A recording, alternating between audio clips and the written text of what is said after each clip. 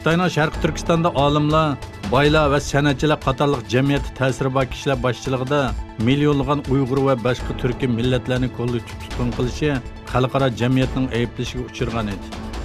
Bu ziyonkashlikning qurbonlaridan biri İstanbulda yashayotgan 8 farzandi bor bo'lgan Nurmuhammad Hojim bo'lib, u Xitoy mal lozim bo'lsa olsin, ammo bolalarimning jiniga chekilmasin deb faryod qilib, o'g'illarining Urumchida tutqun qilinganligi va ularning hech bir xabarini olmaganligini bildirdi.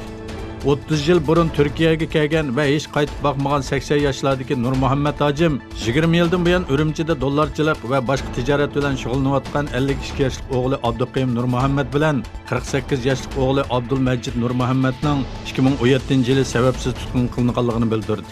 Urumchida bir necha uyi va do'konlar bor bo'lgan bu qarindoshlar tutqun qilingandan keyin bankidagi 67 million yuan puli to'g'rilib o'tilgan.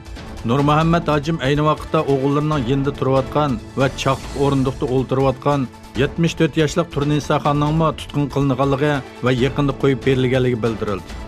Bu haqda bayonot e'lon qilgan Sharq Turkiston informatsion markazining raisi Abdujal Qarqash Xitoyning naq odam tutishi Xitoyning qanday bir vahshiy siyosat yurgizayotganligining isbotidir dedi. O monolarni bildirdi.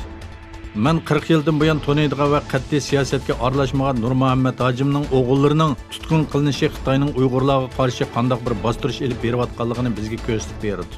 Boylar, savdogarlar, diniy va fanniy olimlar naq tutqun qilingan va insoniyatning merosiga Xitoy qilib madaniyat qirg'inchiligi elib berayotgan Xitoyga qarshi birlash chaqirig'imni yana bir qatim ta'kidlayman. Xitoyning Sharq Turkistonda tarbiyalash markazlari nomida qurgan jazo lagerlarida qiyin qistoqlar sababli har kuni degidek o'lim xabarlari kelmoqda. Biz erishgan eng yangi uchurlarga asoslanganda Sharq Turkistonning Kucha noyisida mal doktorlik qilgan 35 yoshli Qurbon Rahmon o'tgan yili Xitoy soqchilari tomonidan beshiga qora xalta kiydirilgan peti xizmat o'rnidan tutib ketilgan.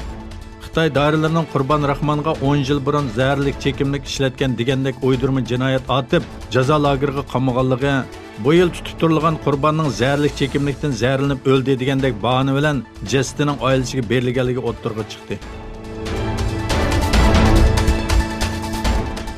İstanbulda muajiratga yoshlar jam bo'lib Sharq Turkiston majlisi haqida fikr almashtirdi. Sharq Turkiston yangi nasil harakati tarafidan uyushtirilgan yoshlar uchrashish faoliyati İstanbul Zeytinburnu'nda o'tkazildi. Faoliyatda Sharq Turkistonning tarixi va navbatdagi masalalar muzokara qilindi. Xitoyning Hong Kong alayida ma'mur rayonida jinoyatchilarning Xitoyga qaytarilish qonun loyihasiga qarshi namoyishchilarga soqchilar yosh oqizish bombasi va suv chechish mashinasi orqali daxl qildi. Namoyishchilar qadam-qadam chekinib Jinjong rayoniga yig'ildi. Soqchilar bilan namoyishchilar orasida yuz bergan qo'g'lash qechishdan keyin namoyishchilar Vanchay soqchi idorasi atrofida o'zlari yiqqan plastik to'saq, axlat sandig'i va har xil materiallardan foydalanib to'saq qurdi va uni ko'ydirdi. Shuning bilan birga Xitoy soqchi va alayda qismlari Hong Kongga chegaralangan Xinjiangda terrorlikqa qarshi manevr o'tkazdi.